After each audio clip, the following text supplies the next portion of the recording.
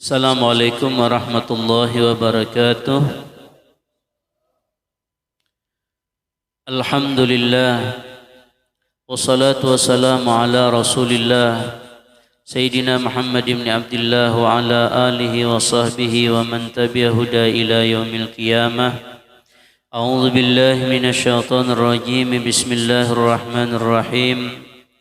Qul ya ayyuhan nas in kuntum fi syakkin min dini fala a'budu alladhina ta'buduna min dunillah walakin a'budu allaha alladhi yatawaffakum wa umirtu an akuna minal mu'minin wa an akim wajhaka lid-dini hanifa wa la takunanna minal musyrikin wa la tad'u min dunillahi ma la yanfa'uka wa la yadurruk fa in fa'alta fa innaka idzan minaz zalimin.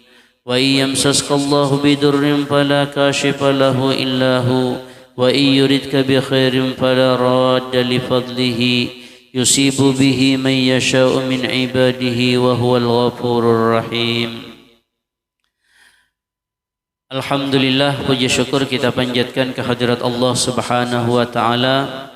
Salawat beriring salam semoga tercurah dan terlimpah kepada junjungan kita Rasulullah sallallahu alaihi wasallam, ya kepada keluarga, sahabat, pengikut-pengikut beliau ila yaumil qiyamah. Amin ya rabbal alamin.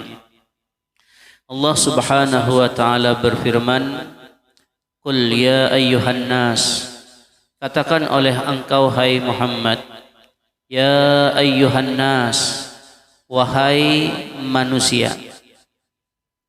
Kalau di dalam Quran itu ya ayyuhan nas, berarti itu surahnya atau ayatnya Makkiyah. Tapi kalau ya ayyuhalladzina amanu, wahai orang-orang yang beriman, maka itu ayat Madaniyah. Tapi ada yang kadang-kadang salah. Ayat Makkiyah lalu dikatakan turunnya di Mekah. Ayat Madaniyah lalu diturunkan di Madinah. Bukan. Yang dimaksud dengan Makkiyah atau Madaniyah itu turunnya sebelum hijrah atau setelah hijrah. Karena kalau ayat itu turun setelah hijrah, walaupun turunnya di mana aja, turunnya di Mekah kah, tetap aja disebut Madaniyah. Kadang-kadang ada turun ayat, misalnya al-yawma akmaltu lakum dinakum wa atmamtu alaikum ni'mati wa raditu lakumul islam madina. Itu ayatnya turun di Mekah ketika Rasulullah sallallahu alaihi wasallam wukuf di Arafah, ketika beliau melaksanakan ibadah haji, Hajjatul Wada, haji terakhir di tahun ke-10. Nah, itu walaupun turunnya di Mekah tetap disebut ayatnya Madaniyah. Kenapa? Karena turunnya setelah hijrah. Dan biasanya kalau ayat ya ayyuhalladzina amanu yang Madaniyah itu biasanya tentang ibadah. Tetapi kalau ya ayyuhan nas biasanya turunnya tentang ketuhanan, tentang tauhid. Nah, kita ulang. Qul ya ayyuhan nas, katakan oleh engkau hai Muhammad, ya ayyuhan nas, wahai manusia, orang-orang Mekah maksudnya. In kuntum fi syakkim min dini, kalau seandainya kalian ragu dari agamaku, kalau kalian meragukan bahwasanya Islam ini benarkah, salahkah, maka fala a'budul ladzina ta'buduna min dunillah, maka tidak adalah aku menyembah kepada Tuhan-Tuhan yang kalian menyembah kepada Tuhan-Tuhan itu selain Allah Subhanahu wa taala. Kalau kalian ragu kepada Tuhanku, maka aku tidak mungkin menyembah kepada Tuhan kalian. Kenapa? Kalau dari segi tafsirannya, lisyakkikum fi, karena kalian sendiri sebetulnya ragu dengan Tuhan-Tuhan kalian. Jadi orang-orang musyrikin yang menyembah kepada berhala, mereka kada yakin juga bahwasanya berhala itu Tuhan. Kada yakin. Itu mereka lakukan karena mengikuti nenek moyang mereka. Kalau seandainya mereka menggunakan akal sedikit saja, mereka tidak akan pernah mau menyembah berhala, karena berhala itu nyata-nyata mereka sendiri yang bikin. Ada yang membikin dari emas, kalau orang kaya, dari perak, miskin dari batu, bahkan ada yang membikin berhala itu dari makanan. Yang terkenal itu Umar bin Khattab itu pernah bikin patung dari gandum. Karena bikin dari gandum, rupanya suatu saat makanan kadada lagi yang dilihat-lihat, ya sudah, Tuhan aja dimakan.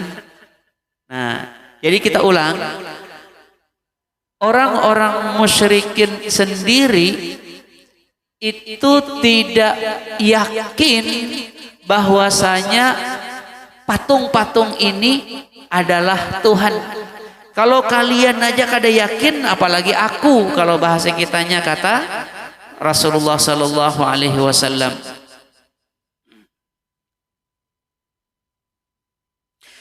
Walakin a'budullaha alladzi yatawaffakum, akan tetapi aku akan menyembah kepada Allah Subhanahu wa taala yang Allah itu yatawaffakum, Allah yang mematikan kalian, Allah yang mewafatkan kalian. Jadi karena Allah yang menciptakan, Allah juga yang mematikan. Ini konsep orang beriman itu, supaya ini diantaranya ya, konsep orang yang beriman itu supaya terus mau mengerjakan amal soleh, terus mau meninggalkan kemaksiatan. Kalau orang itu yakin bahwasanya dia akan mati kemudian dibangkit, lalu dibalas dengan apa yang telah mereka perbuat. Kalau kita seperti itu, maka kalau kita beramal, kita kada peduli orang lain melihatkah, kada jadi masalah. Karena yang menjadi tujuan kita adalah Allah melihat, Allah yang akan membalas. Tapi kalau orang konsepnya kada yakin dengan kematiannya mungkin yakin, tapi kada yakin bahwasanya dibangkit setelah kematian lalu dibalas dengan apa yang sudah perbuat, maka orang itu akan menjelma menjadi orang-orang munafik. Orang munafik itu apa? Orang munafik itu mereka kada yakin dengan dibalas, itu tidak yakin. Karena kada yakin, orang-orang munafik itu selalu yang dipikirkan kontan. Arti kontan itu dunia. Kalau mengerjakan sesuatu pasti dipikir apa untung bagi mereka di dunia. Yang wa minan nasi may ya'budullaha ala harf fa in asabahu khairun itma'anna bih wa in asabathu fitnatun inqalaba ala wajhihi hasirad dunya wal akhirah dzalika huwal khusranul mubin. Allah tidak mengatakan orang yang beribadah di ayat ini sebagai orang yang beriman, tapi Allah mengatakan wa minan nas, sebahagian manusia, bukan wa minal ladzina amanu, bukan wa minan nas, karena Tuhan tidak mengakui mereka orang yang beriman. Wa minan nas, sebahagian manusia itu may ya'budullah, ada yang beribadah kepada Allah. Beribadah kada? Ya'budu itu beribadah. Jadi ada manusia yang beribadah, tapi ternyata beribadah bukan karena iman. Dan kalau ada orang yang beribadah bukan karena iman, berarti orang itu munafik. Wa minan nasi may ya'budullah, sebahagian manusia itu ada yang beribadah kepada Allah ala harf, atas tepi. Kalau dahulu ini ayat aslinya itu kalau ketika peperangan terjadi mengintai dulu. Ini kira-kira kalau maju ke medan perang ini pacangan menang kah kalah kah?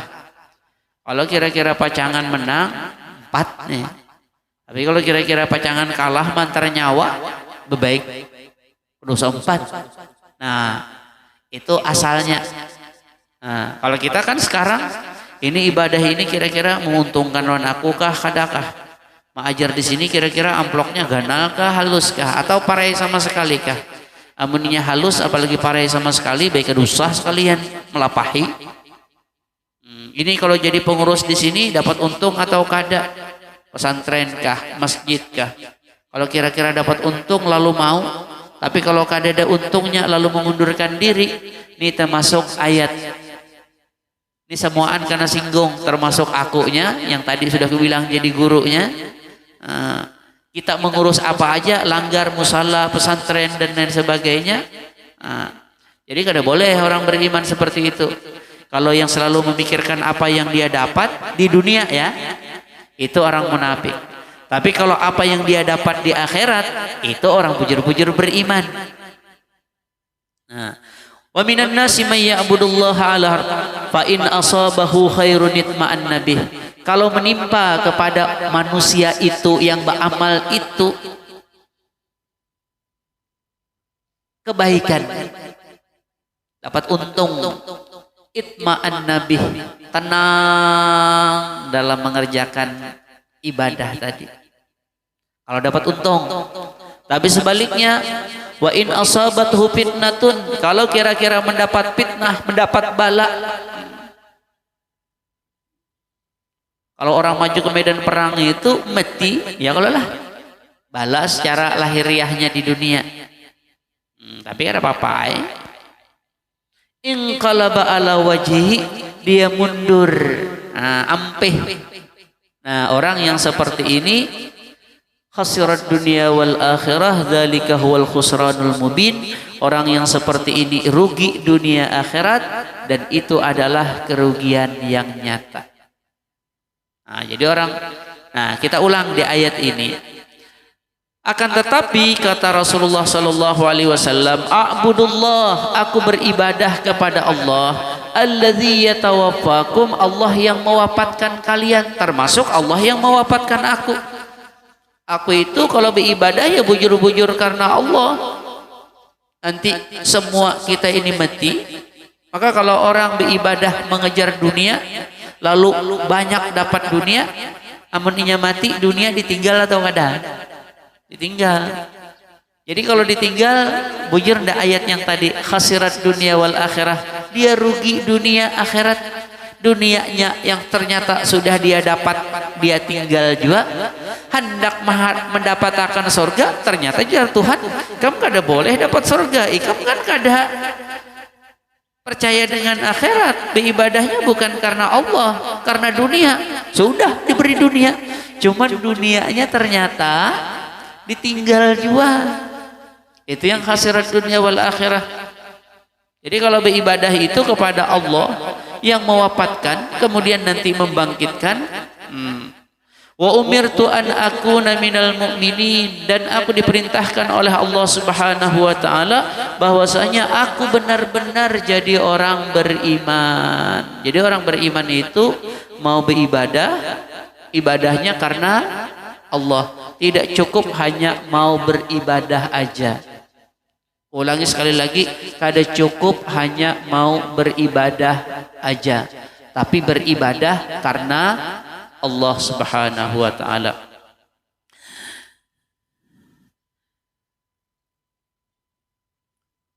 Wa an aqim wajhaka lid-dini hanifa, dan dikatakan juga kepadaku kata Rasulullah, an aqim wajhaka, bahwasanya aku menegakkan.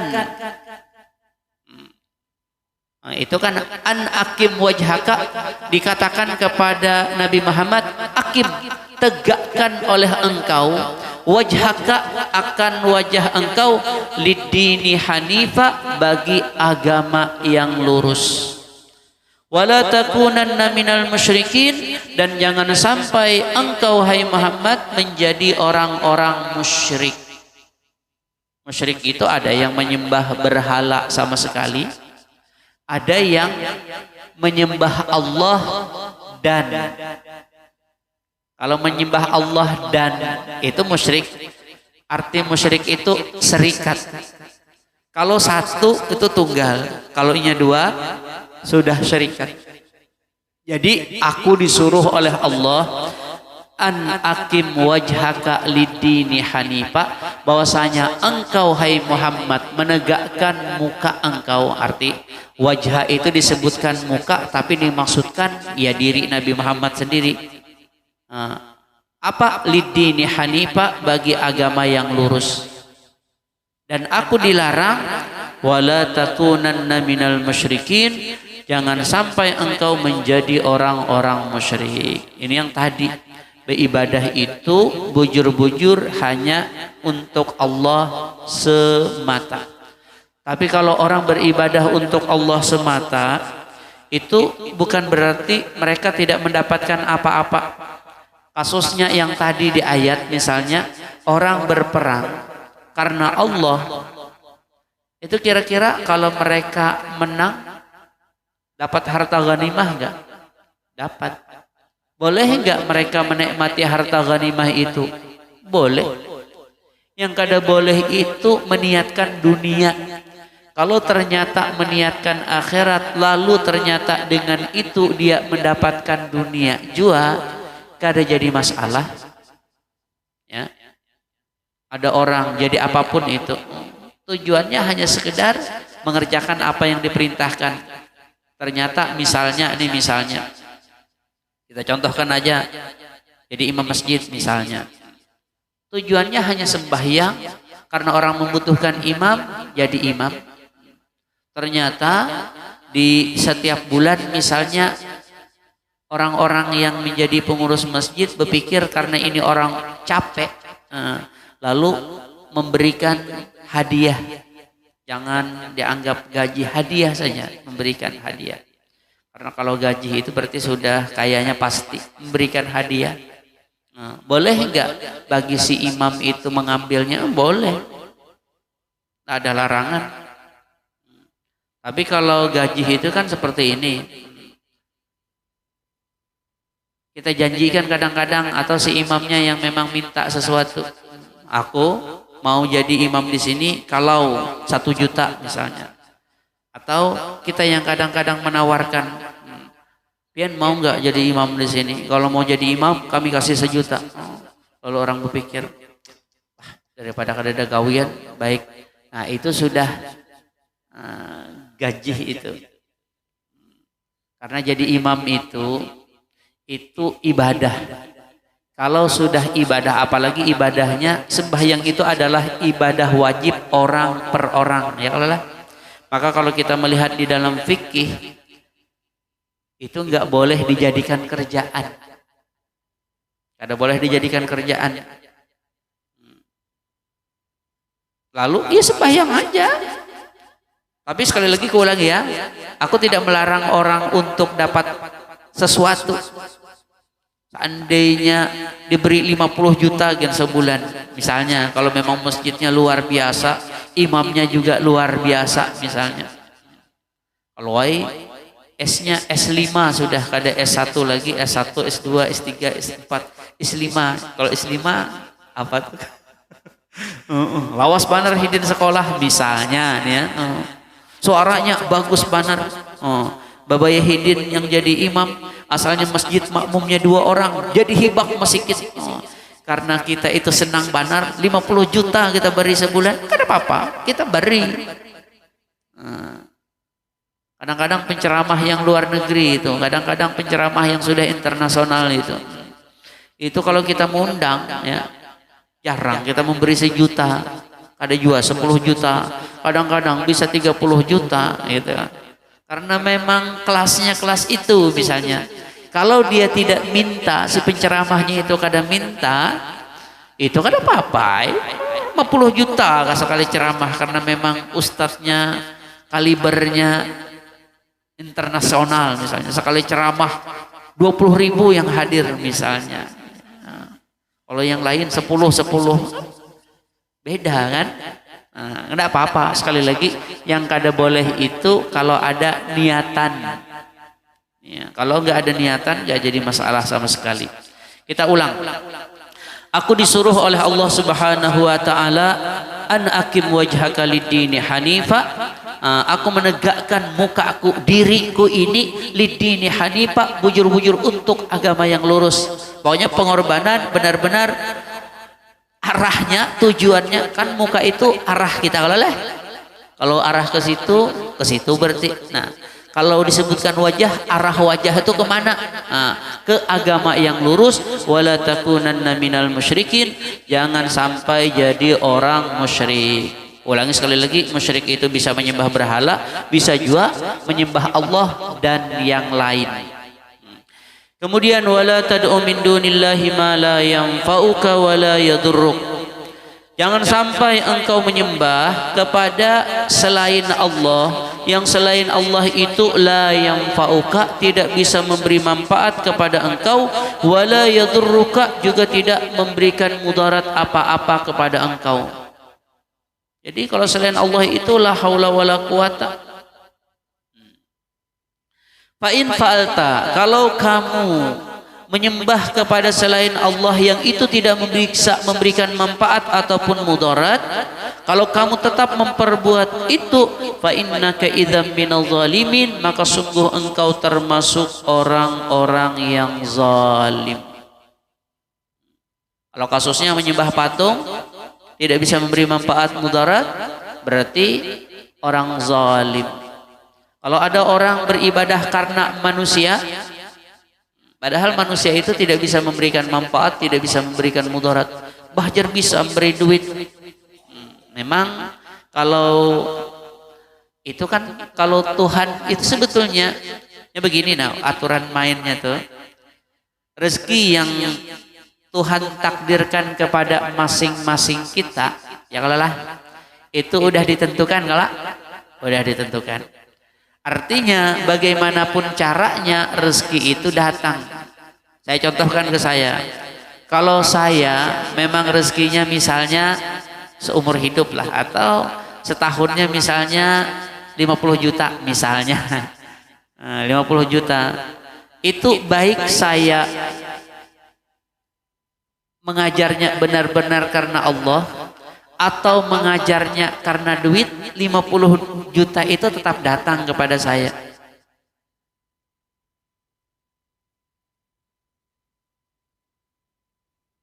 Kenapa? Karena memang itulah yang memang sudah rezekinya.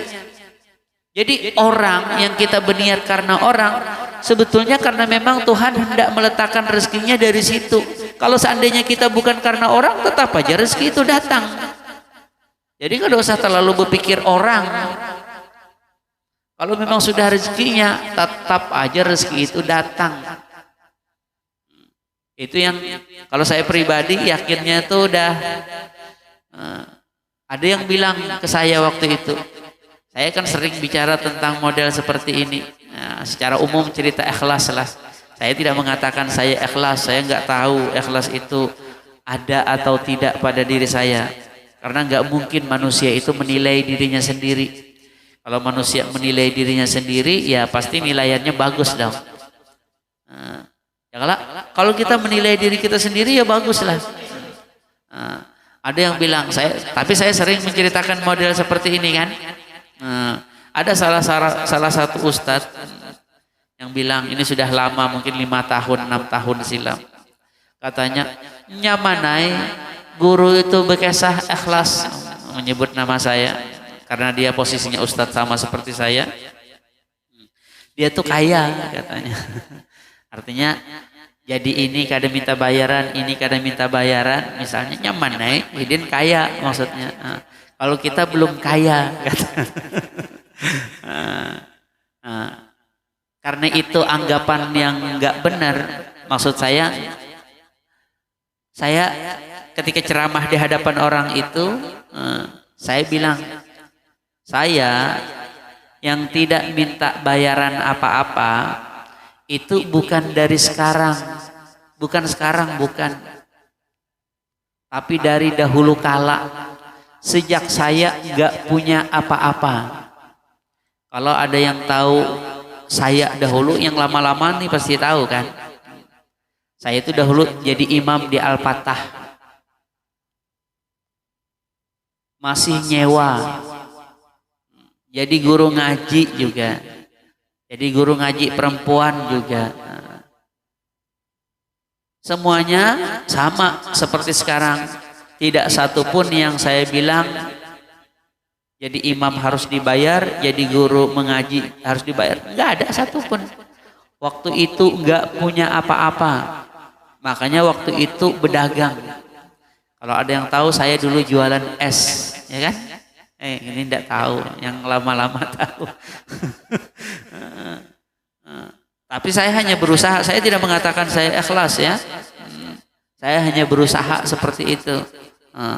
Tapi kalau memang sudah rezekinya ya dari dahulu kadang-kadang ada aja rezeki itu. Masalah banyak sedikit itu urusan, bukan urusan kita. Yang jelas cukup-cukup aja. Pokoknya seperti itulah.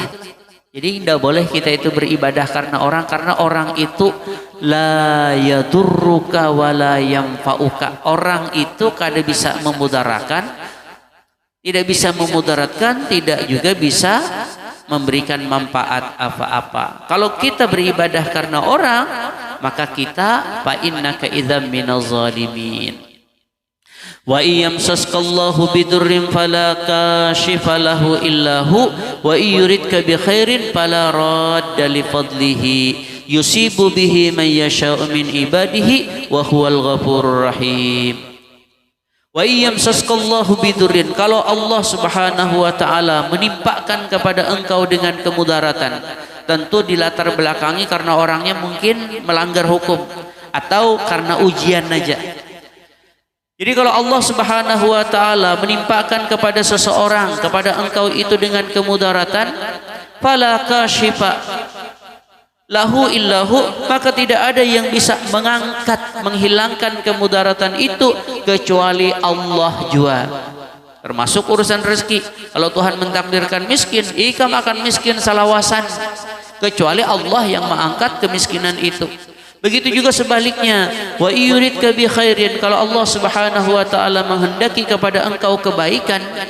Kalau kasusnya rezeki misalnya, Tuhan hendak menjadikan ikam orang kaya, fala radda li fadlihi, tidak ada yang bisa menolak bagi anugerahnya Allah Subhanahu wa taala.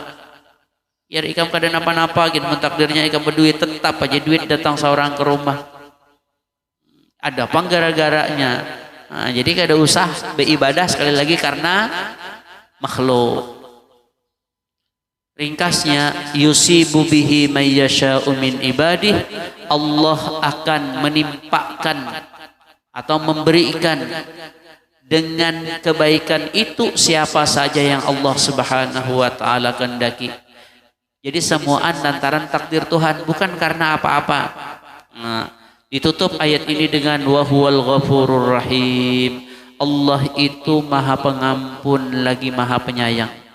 Kan di awal ceritanya kalau ada orang-orang yang beribadah bukan karena Allah. Kalau Nabi Muhammad disuruh ibadah benar-benar hanya kepada Allah. Nah, kalau ada di antara kita ini yang ibadahnya belum pas, nah, maka dipaskan. Tapi sebelumnya salah, Allah maha pengampun. Nah, kemudian kalau sudah diampuni, bukan hanya dapat ampunan, tetapi Tuhan juga akan sayang luar biasa. Apalagi kalau memang orangnya memang dari dahulu bujur, tambahnya disayangi oleh Allah Subhanahu wa taala. Ringkasnya, Nabi Muhammad disuruh beribadah bujur-bujur hanya untuk Allah. Kalau Nabi Muhammad disuruh beribadah bujur-bujur hanya untuk Allah, maka kita sebagai umatnya Nabi Muhammad sama disuruh beribadah bujur-bujur karena Allah Subhanahu wa taala. Sekali lagi kita hanya membaca, mudah-mudahan dengan kita mendengar Quran, Quran itu bisa menghidupkan hati kita, bisa juga menyehatkan hati kita. Kalau asalnya mati bisa hidup, kalau asalnya sakit bisa sehat kembali. Nah, cuman kalau orang munafik lain. Orang munafik itu yahsabuna kulla sayhatin alaihim. Setiap ayat Quran turun, selalu mereka bilang, "Wah, ini mah hantam aku tuh." Jadi kalau ada orang yang mendengarkan Quran, mendengarkan hadis, lalu dikit-dikit tersinggung, dikit-dikit tersinggung. Kan orang cuma baca Quran, baca hadis aja. Itu jangan-jangan seperti apa yang tadi disampaikan Quran. Kita tujuannya hendak berbaik. Kalau kira-kira kita salah dibaikan orang, kira-kira kamu terima kasih atau marah? Kalau yang marah itu biasanya kurang pendidikan. Jangan begitu, ribut, nggak boleh ganggu orang. Marah. Nah, itu biasanya memang kada sekolah juga. Kalau yang sekolah itu, oh maaf, aku kada tahu pada kenyaringan radio kok misalnya, kan biasanya gitu. Jadi tergantung. Sekali lagi, mudah-mudahan Allah Subhanahu wa taala memberikan taufik hidayah kepada kita semakin hari agar ibadah kita semakin baik, niat kita juga semakin ikhlas. Salah hilaf mohon maaf. Assalamualaikum warahmatullahi wabarakatuh. Amin ya Allah Rabbal Alamin. Bismillahirrahmanirrahim. Alhamdulillah Rabbil Alamin. Wassalatu wassalamu ala asyrafil anbiya wal mursalin Sayyidina Maulana Muhammadin wa ala alihi wa sahbihi ajma'in. Allahumma inna nas'aluka fahman nabiyyin wa hifzal mursalin. Allahumma aghnina bil ilmi wa zina bil halmi wa aqribna bit taqwa wa jamilna bil afiyah. Allahumma rizqna al ikhlas bi talabil ilmi wa nashra fi jami' ta'at bi rahmatika arhamar rahimin. Sallallahu alaihi wasallam Muhammadin nabiyil ummi wa ala alihi wa sahbihi wasallam. Walhamdulillah Rabbil Alamin.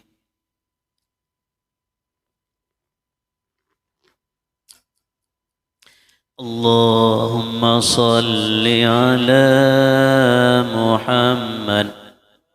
Allahumma salli alaihi wa sallim. Allahumma salli ala Muhammad. Allahumma salli alaihi wa sallim. Allahumma salli ala Muhammad. Allahumma salli عليه وسلم. اللهم صل على محمد. اللهم صل عليه وسلم. اللهم صل على محمد. اللهم صل عليه وسلم.